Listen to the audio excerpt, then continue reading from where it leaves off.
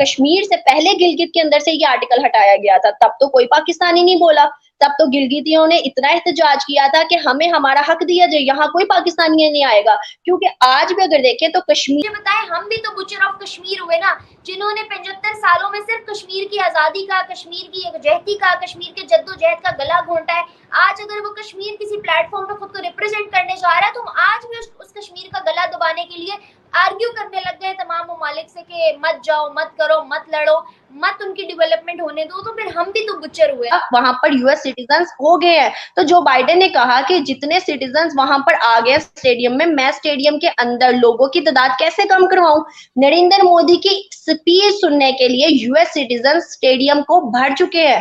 भाई आप मुझे बताओ, हम कहते हैं बुच्चर ऑफ गुजरात, एक बंदा जो कि कातिल है गुजरात का, उसकी स्पीच के लिए यूएस सिटीजन इतने मरे जा रहे हैं। बाहर के ममालिक के एक एक पर्सन को नरेंद्र मोदी पसंद है, सिवा इधर पाकिस्तान में हमने सऊदी अरेबिया को क्या सिला दिया। तो आज अगर कोई हमें इग्नोर कर रहा है तो हम उसका ये मतलब ना लें कि वो मतलब हमें जवाब नहीं दे रहा तो वो हमारी मदद करना चाहता है। नहीं भाई, वो हमें इग्नोर कर रहा है, साफ साफ नजर आ रहा है कि वो हमें इग्नोर कर रहा है।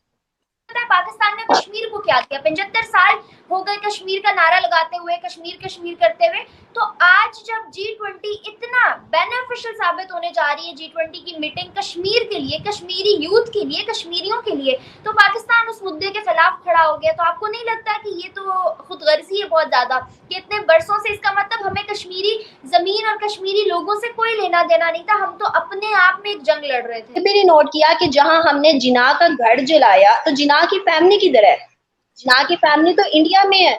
जिना की बेटी इंडिया में थी, जिना की बेटी का बेटा इंडिया में था, जिना की बेटी का बेटे के आगे 2 बेटे इंडिया में है। वो तो सेफ है, उनको तो किसी ने कुछ नहीं कहा।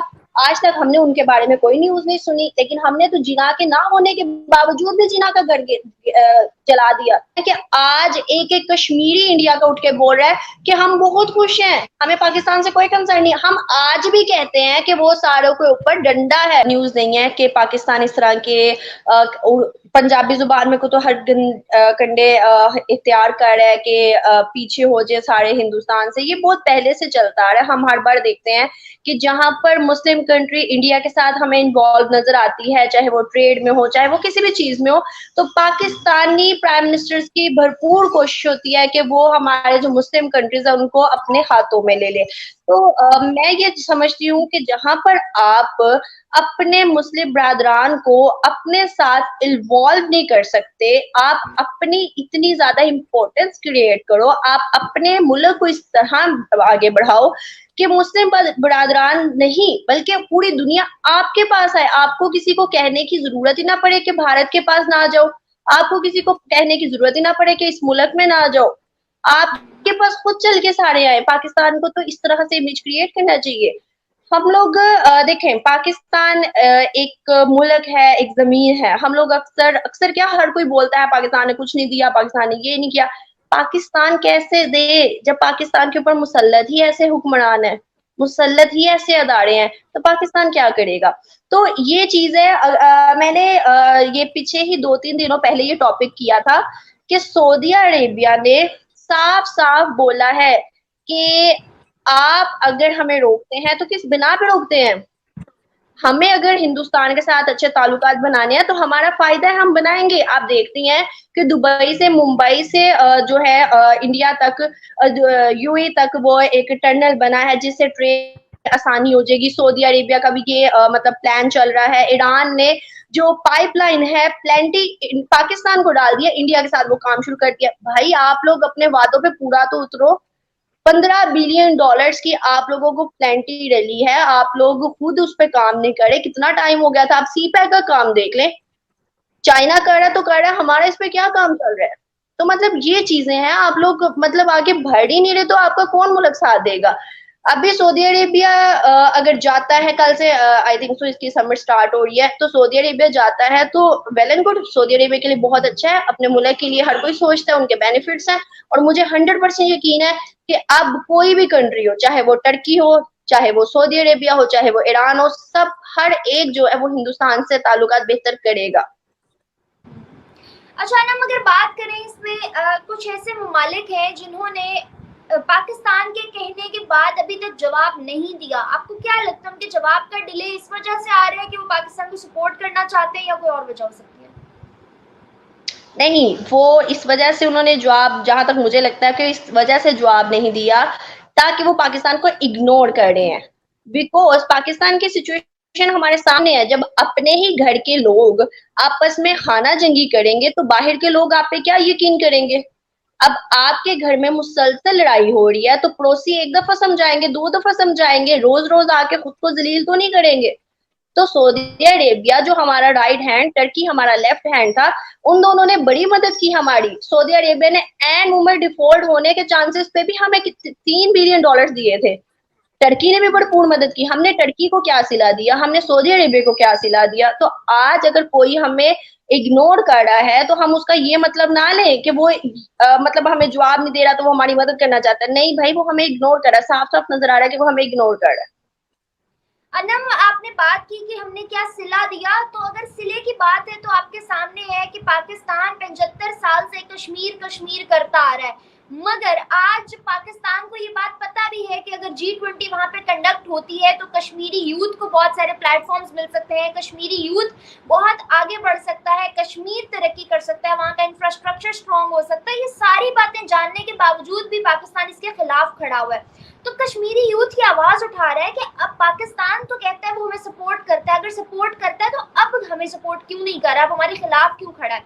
इसका मतलब कि पाकिस्तान को लालच था, हमसे कोई मतलब नहीं था, ना हम उनके बहन भाई हैं और ना कश्मीरी जमीन उनकी अपनी है, उनको सिर्फ मतलब के हैं वो लोग। तो क्या उनकी ये बात दुरुस्त है? अनम, आपने बात की सिले की कि पाकिस्तान ने सऊदी अरेबिया को क्या दिया, पाकिस्तान ने तुर्की को क्या सिला दिया। तो सिले की अगर बात है तो मुझे पता है पाकिस्तान ने कश्मीर को क्या दिया। 75 साल हो गए कश्मीर का नारा लगाते हुए, कश्मीर कश्मीर करते हुए। तो आज जब G20 इतना बेनिफिशियल साबित होने जा रही है, G20 की मीटिंग कश्मीर के लिए, कश्मीरी यूथ के लिए, कश्मीरियों के लिए, तो पाकिस्तान उस मुद्दे के खिलाफ खड़ा हो गया। तो आपको नहीं लगता कि ये तो खुदगर्जी है बहुत ज्यादा कि इतने बरसों से, इसका मतलब हमें कश्मीरी जमीन और कश्मीरी लोगों से कोई लेना देना नहीं था, हम तो अपने आप में एक जंग लड़ रहे थे।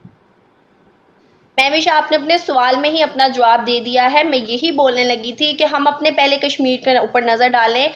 हमने क्या किया है, जिया दौर की बात करें, भुट्टो दौर की बात करें, मुशर्रफ दौर की बात करें, तो वहां पर फिर भी उन्हें रोटी मिल रही थी। अब शहबाज शरीफ दौर की बात करें, नवाज शरीफ दौर में भी उन्हें मिल रही थी रोटी। अब शहबाज शरीफ दौर की बात करें, इमरान खान दौर की बात करें, तो वो तो रोटी से भी तरस गए हैं, वो तो आटे से तरस गए हैं। मतलब इतने बुरे हालात आ गए हैं। हम अपने कश्मीर के ऊपर पहले नजर डालें। दूसरी जानिब इंडिया के कश्मीर की बात करें, अगर उनके लिए एक प्राइम मिनिस्टर बहुत अच्छा साबित हुआ है, उसने इतने सालों के अंदर इतनी अच्छी डेवलपमेंट कश्मीर में कर दी है, तो भाई हमें उनका साथ देना चाहिए। हमें तो कश्मीरी लोग अजीज है ना, हम तो ये समझते हैं, हम तो ये कहते हैं, हमें तो ये बताया जाता है कि कश्मीरियों पे जुल्म हो रहा है। तो आज अगर वो जुल्म खत्म हो गया, आज अगर वहां पर डेवलपमेंट हो गई है, हम तो इतने ज्यादा, वो कहते हैं लकीर के फकीर हैं, कि आज एक एक कश्मीरी इंडिया का उठ के बोल रहा है कि हम बहुत खुश हैं, हमें पाकिस्तान से कोई कंसर्न नहीं। हम आज भी कहते हैं कि वो सारों के ऊपर डंडा है। भाई एक के ऊपर होगा, दो के ऊपर होगा, सबके ऊपर थोड़ी होगा। चलो मान लिया कुछ एरियाज के अंदर अभी भी जुल्म ज्यादती है, लेकिन वो क्या है, पाकिस्तान में नहीं है। हर एक मुल्क के अंदर है। फलस्तीन के अंदर क्या हुआ, चाइना के अंदर क्या हुआ, लद्दाख में क्या हो रहा है, हर तरफ है ऐसा। क्या सिर्फ कश्मीर इंडिया का ही नजर आता है? क्या सिर्फ इंडियंस नजर आते हैं जो कि मुसलमानों पे एक जुल्म ज्यादती कर रहे हैं? नहीं। आज अगर कश्मीरियों का हक उन्हें मिल रहा है तो पाकिस्तान को भरपूर साथ देना चाहिए। इससे तो साफ साफ वाज़ेह होता है, कश्मीरी लैंड चाहिए, कश्मीरी नहीं चाहिए। और अगर हम कभी किसी पाकिस्तानी से, क्योंकि मैं भी पब्लिक रिव्यूज करती हूँ, आप भी करती हैं, तो अगर हम कभी किसी पाकिस्तानी से ये सवाल करते थे, मैंने अपनी काफी वीडियोस में किया हुआ है, कि आपको कश्मीरी चाहिए या कश्मीरी लैंड चाहिए, तो वो ये कहते थे कश्मीर हमारी शाहरग है, हमें कश्मीरी लैंड भी चाहिए। तो मैंने एक सवाल किया कि आपको अगर कश्मीरी लोग मिल जाए तो क्या कश्मीरी लैंड छोड़ेंगे? उन्होंने कहा नहीं छोड़ेंगे। तो मतलब साफ साफ वाज़ेह होता है कि हमारा मेंटेलिटी, हमारा जहन क्या कहता है कि हमें दोनों चीजें चाहिए। तो यहाँ से साफ वाज़ेह होता है कि आज अगर हम उनका साथ नहीं दे रहे, कश्मीरियों के हक में खुश नहीं है, अगर उनकी खुशी में खुश होना होता, अगर उनके लिए हम ये सब कुछ स्टैंड कर रहे, हम अगर 6 यौम यकजहती का दिन अगर मनाते हैं उनके लिए, तो आज तो हमें खुश हो जाना चाहिए, आज तो भारत से हाथ मिला लेना चाहिए, लेकिन आज भी हम वही सर्कमस्टांस में है कि नहीं, उन पे जुल्म हो जाती है। G20 की इवन मीटिंग भी हम कहते हैं कि उनके लिए बुरी है। हम तो ये भी कहते थे 370 का आर्टिकल जो हटाया गया वो भी गलत है। तो मुझे ये बताएं, RRS का जो आर्टिकल गिलगित से हटाया गया था, उसके बारे में फिर पाकिस्तानियों की क्या राय है? गिलगित कश्मीर से पहले गिलगित के अंदर से ये आर्टिकल हटाया गया था, तब तो कोई पाकिस्तानी नहीं बोला। तब तो गिलगितियों ने इतना एहतजाज किया था कि हमें हमारा हक दिया जाए, यहाँ कोई पाकिस्तानी नहीं आएगा। क्योंकि आज भी अगर देखें तो कश्मीर, ये हुंजा और गिलगित और स्कर्दू, ये सारे जो मुतनाज़ इलाके में आते हैं, ये सारे जो इलाके हैं, इनके ऊपर पाकिस्तानियों का कोई हक नहीं है। वो जाके अपनी जमीन नहीं बना सकते। लेकिन गिलगित के अंदर से ये आर्टिकल पास बहुत पहले कर दिया गया था, तब क्यों नहीं कोई पाकिस्तानी बोला? तब क्यों उनको राइट नहीं मिला?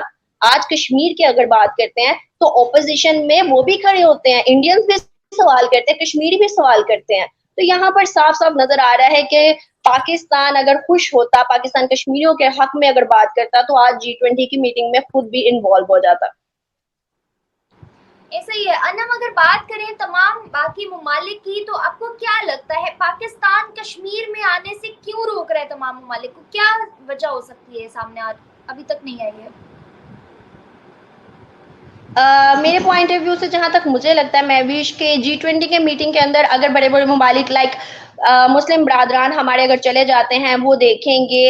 इनफैक्ट अगर अभी की बात करें तो बहुत से ममालिक जो कि कश्मीर के अंदर इन्वेस्टमेंट कर रहे हैं, तो अगर मजीद G20 की मीटिंग के अंदर और ज्यादा मुआहदे हो गए, प्रोग्राम्स पे काम होना शुरू हो गया, तो फिर पाकिस्तान को डर है कि पाकिस्तान का जो एक पलड़ा है वो कमजोर हो जाएगा कश्मीर इशू पे।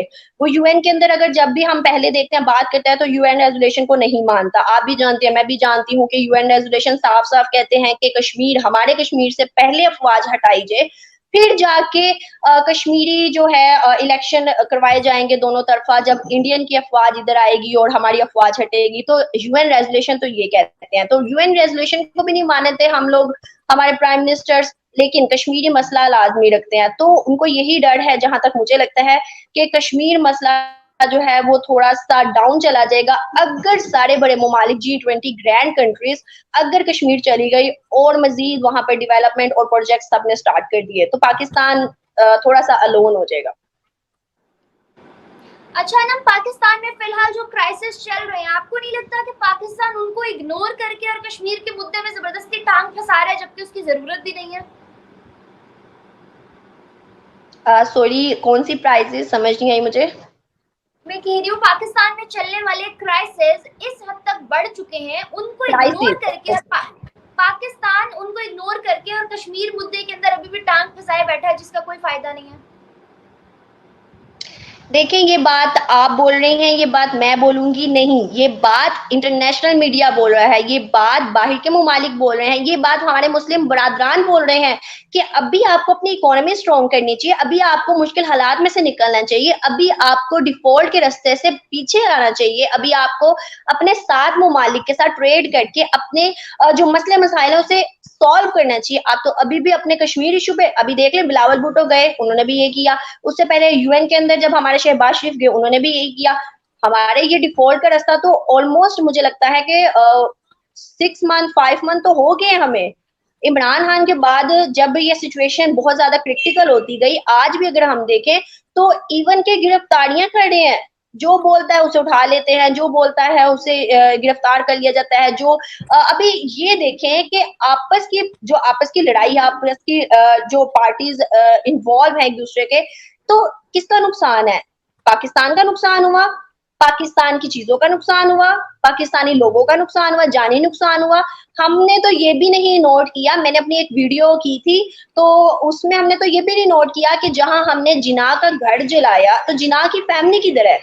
जिना की फैमिली तो इंडिया में है, जिना की बेटी इंडिया में थी, जिना की बेटी का बेटा इंडिया में था, जिना की बेटी का बेटे के आगे 2 बेटे इंडिया में है, वो तो सेफ है, उनको तो किसी ने कुछ नहीं कहा। आज तक हमने उनके बारे में कोई न्यूज नहीं सुनी, लेकिन हमने तो जिना के ना होने के बावजूद भी जिना का घर जला दिया। तो फिर हम तो मतलब वो डिजर्व ही नहीं करते कि एक बाबा कौम ने हमें अलग मुल्क दिया, इतनी जदोजहद के बाद क्या कुछ फेस किया, आज हमने उनका ही घर जला दिया, हम फिर कैसे पाकिस्तानी हैं? हमसे बेहतर तो फिर इंडियंस है जिन्होंने जिना की फैमिली को आज भी कुछ सेव रखा हुआ है। तो यहाँ से आप अंदाजा लगा ले।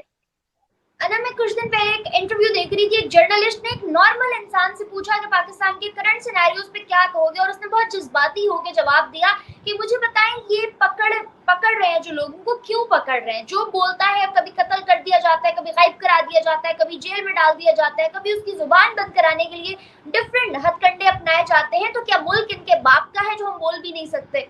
इस पे क्या कहेंगी? क्या मुल्क इन सबके बाप का है? देखें, साफ अगर देखें तो इनके बाप का ही है, क्योंकि एक ही खानदान है 30 सालों से राज कर रहा है। कभी उसका बाप आता है, कभी उसका भाई आता है, कभी उसका बेटा आता है, तो हुआ तो इनके दादा पर दादा का ही ना। मानने पे तो यही आता है कि एक ही तो फिर खानदान है जो कि मुल्क शिफ्ट संभाले हो बैठा है। जाते हैं अनम, हम कहीं शिफ्ट हो जाते हैं, हम क्यों रह रहे हैं फिर इधर? शिफ्ट होना इतना आसान थोड़ी है। बाबा कौम का एक विजन था। अगर हम एक एक बंदा, मैं एक बात जानती हूँ महविश, देखें अगर इमरान खान के पीछे लोगों ने इतना कुछ करके इमरान खान को बाहर निकलवा दिया ना, तो यही कौम का जज्बा, अगर वो एक इंडियंस बहुत मजाक उड़ाते हैं, वो ये बात कहते हैं हमारा जज्बा ही बहुत है। हमें कहते हैं ना, अक्सर औकात हम पब्लिक रिव्यूज लेते हैं तो सबसे पहले पाकिस्तानियों की ये कॉमन लाइन होती है, हमारा जज्बा बहुत है। भाई अगर इतना ही जज्बा है तो इमरान खान के पीछे मत जाओ।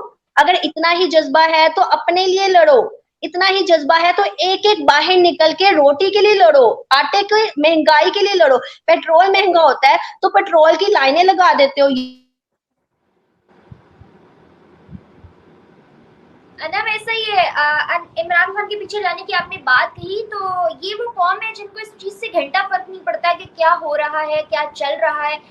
ये उस चीज के लिए अगर एहतजाज करते तो आज ये मुल्क जहाँ है वहां नहीं होता। जी जी बोले।